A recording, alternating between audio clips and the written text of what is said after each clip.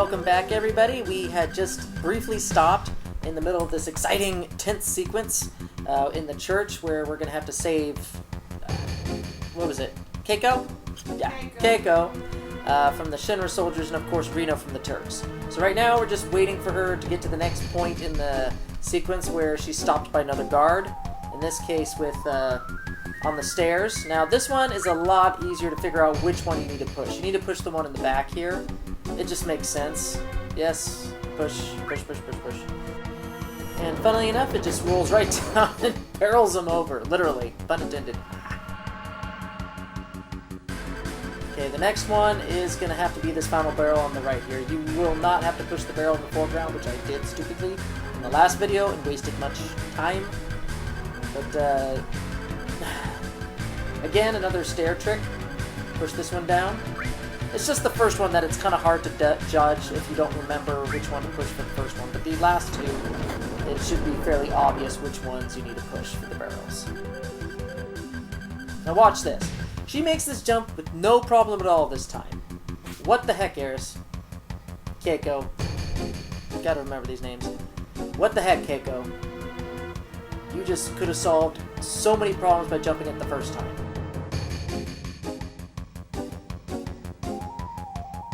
Yep, and then you gotta... It wasn't really clear how to get out of here. I wasn't really sure. I literally wandered around killing hedgehog pies in that upper rafters area for at least a good 10 or 12 minutes my first time playing through the game, because I didn't know you could climb up on that board beam and get the heck out of there. And I actually went back down to where the barrels are and just kind of wandered around for those 12-15 minutes. I'm like, what the heck do I do? What do I do? But I felt really stupid when I finally realized what to do. Yeah. You know, some things just aren't obvious in RPGs. It's like they expect you to, like, come to the conclusion that they did when you're trying to get out of the, like, a situation like this. Like, oh yeah, hop on this broken beam and get out of the church that way. It's kind of outside the box thinking in that particular scenario.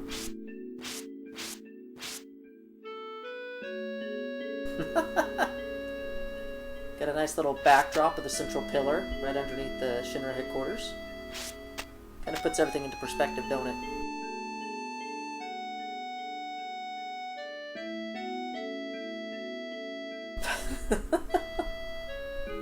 Oh, good banter. Good banter.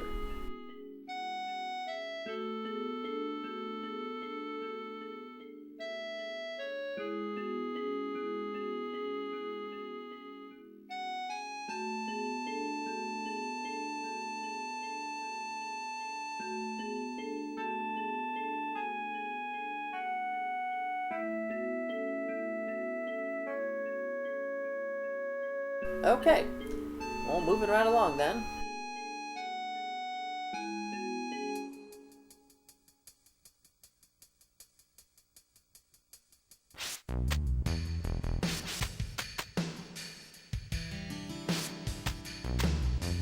Like her little cautious hopping.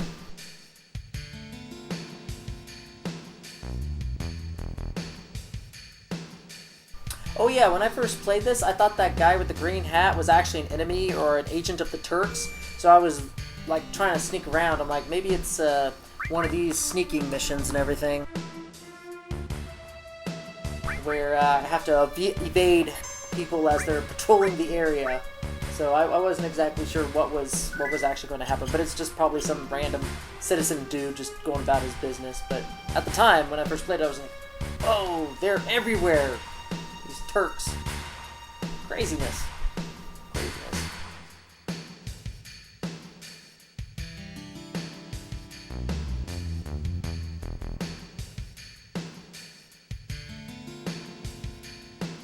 This guy are sick. One of the best translation errors. I love it. Hopefully the Final Fantasy VII HD remake will fix that. But it might be just funny that if they just leave it in there just because. You spooty bard! Now, there's a little bit of a plot point here, nothing too major, but it does shed light a little bit later that he's not the only one. This is not the only man with a numbered tattoo.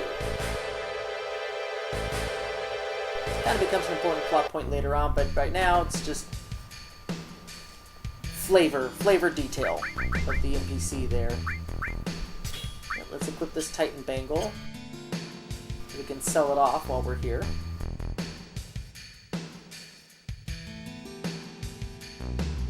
If it's one thing I'm not too privy about with regards to playing RPGs in an LP or playing it live streaming and stuff like that, it's shop management.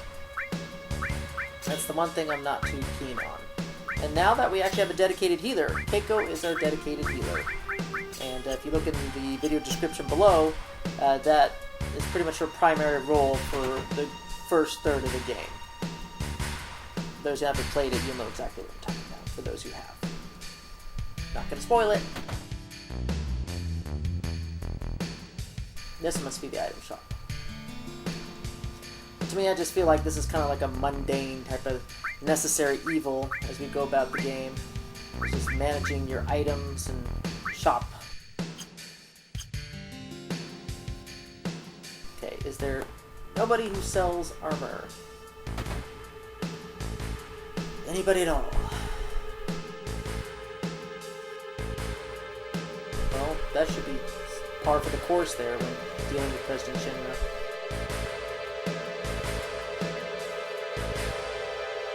No, you can lie to yourself pretty well.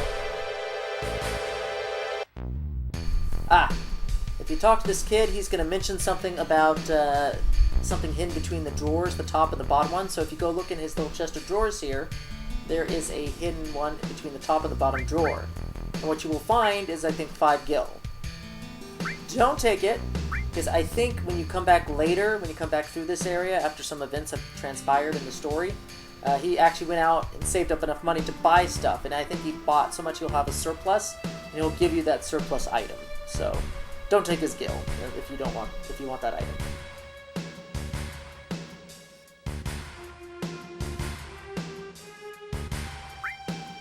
There we go. Yes. Buy some extra Titan Bangles. Yeah, I think I might want some grenades. Especially for running low on attack power, since Cloud is our main damage dealer. And she's not. So since she's the item user of the group, she'll be the one tossing the grenades.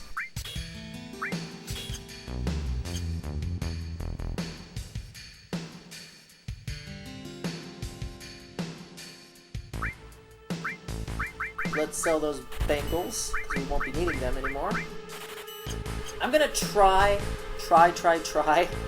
to keep my item list to like 2 to 3 pages tops. I remember playing this game and many other RPGs just like it, and I get up to like 30, 40 pages worth of items, and it's just ridiculous. Now, look at this. Look at this! Flowers! Everywhere! You lie, Eris. Or Keiko, you lie! The church is not the only place where flowers grow. What is all this nonsense? Seriously, like, what is all this? Flowers. Just saying. And we get to meet her mom, which we later find out, or pretty soon actually, is her adoptive mom. You were followed again? You mean this is a normal thing for Keiko? She brings strangers home? Hey Mom, meet my new boyfriend for the week. Can you sleep in my room tonight? No!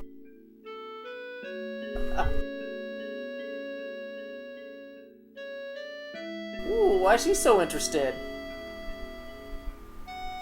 No way! That loses points with Sarah. Gains points with her. And then the other option is the reverse is true.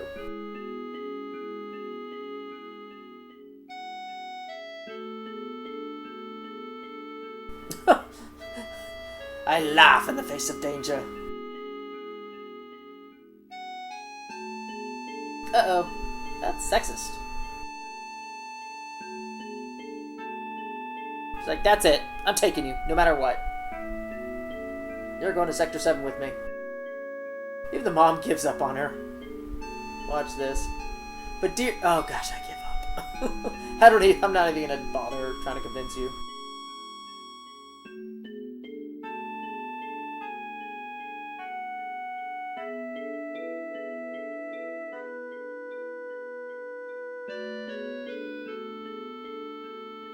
And she makes a not-so-subtle hint to GTFO.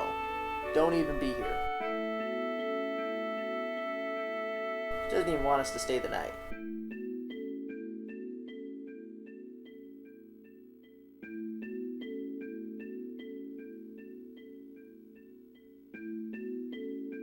Little dangerous. That's kind of an understatement.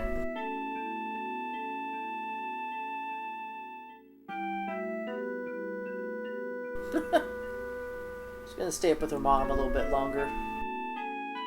But we're expected to go to bed early. Ah! Here's a little bit of that internal dialogue, and we actually get to see a little bit of his past. Or, you know, something that he's remembered.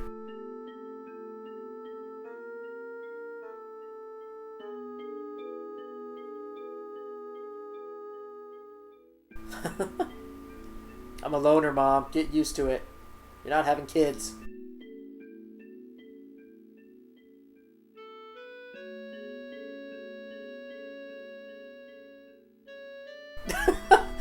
You should have a cougar for a girlfriend. She'll take great care of you. Thanks for the advice, Mom. Love you too.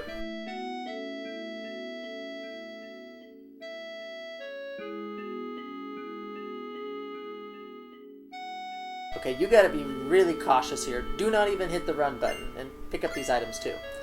But don't hit the run button, literally walk, and walk as far away from her door as possible, because there's like some sort of creaky board right in front of her door that will activate if you either walk or run over it.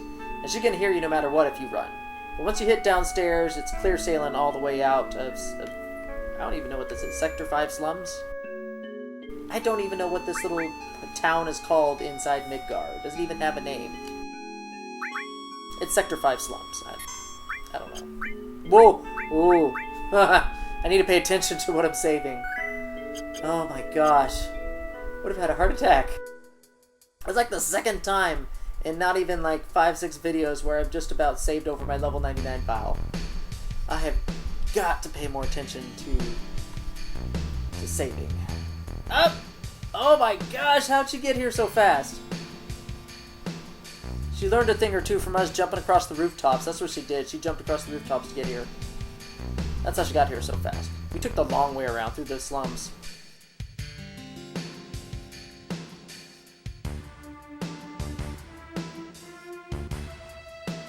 Oh, excuse me. It's pretty late here tonight.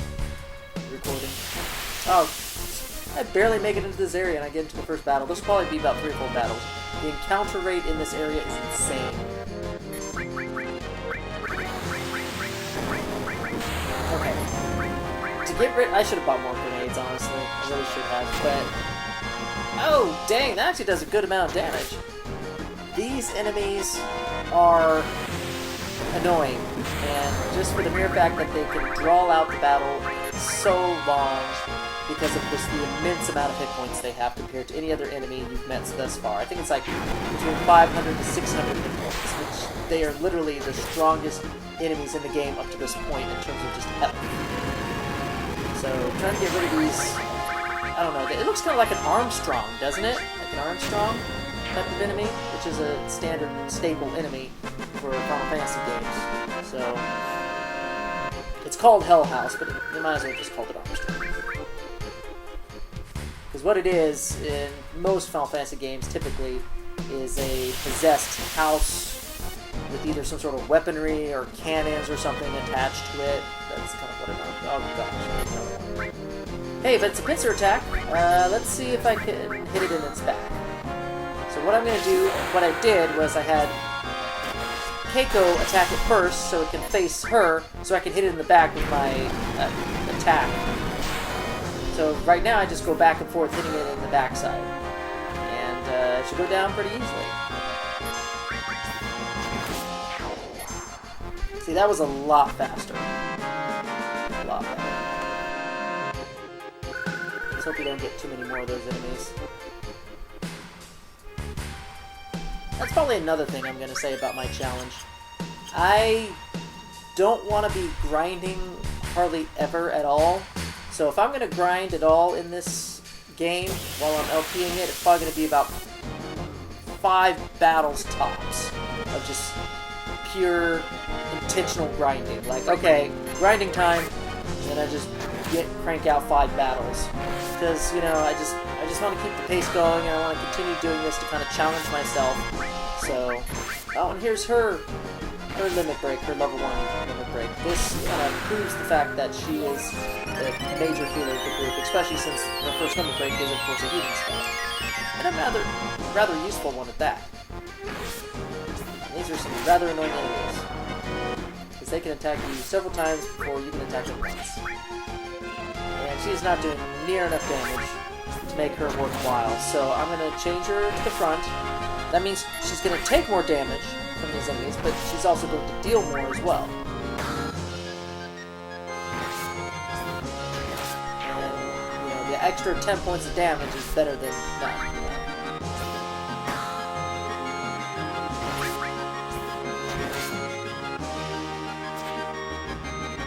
And there's really not much to say about these guys. You just continue attacking them. With my challenge, there's not much more I can do. I don't have a spellcaster at all. So casting spells is a no-go, because Sarah's not in the group. I can't wait to get my summoners. Those would be fun. I'll try not to spam the summons too much.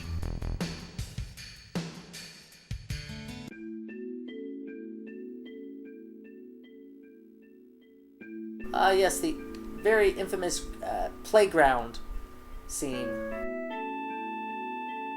They actually showed this exact playground in the trailer for the Final Fantasy VII Remake. Because everybody remembers this. This is where we first learned about Sarah's boyfriend. No, not Sarah. Keiko's boyfriend, who becomes a rather pivotal character in the background history of a bunch of these characters, actually. And it also is the place where we survived the incoming events that happen later in Sector 7. So we visit this playground quite a few times in this first section of the game.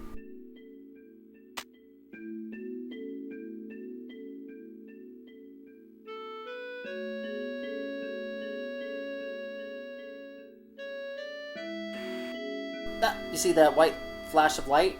He's accessing something in his memory. At first, all this stuff didn't really make sense. I didn't really know why there were little flashes of light or buzzing in his ears or anything when he had to remember something. But it all makes sense in Disc 2, and all these little bits of hints and subtle foreshadowing, you know, point you to the real story, to the real truth behind everything.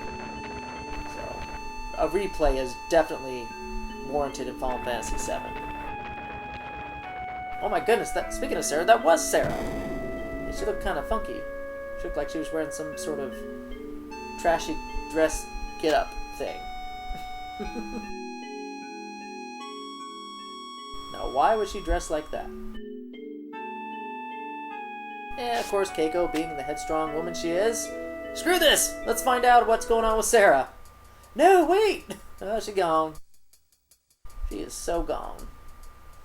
And here is the infamous wall market of Sector 6. Very seedy underground place. But this video is getting rather long, and I think I'm actually going to call it here for tonight. So after this small conversation with Keiko, we're going to save our game, and we're going to do a rather interesting and funny segment in the next video. I can't believe they got away with some of this stuff. It's just insane. So until the next video, everybody, see y'all later.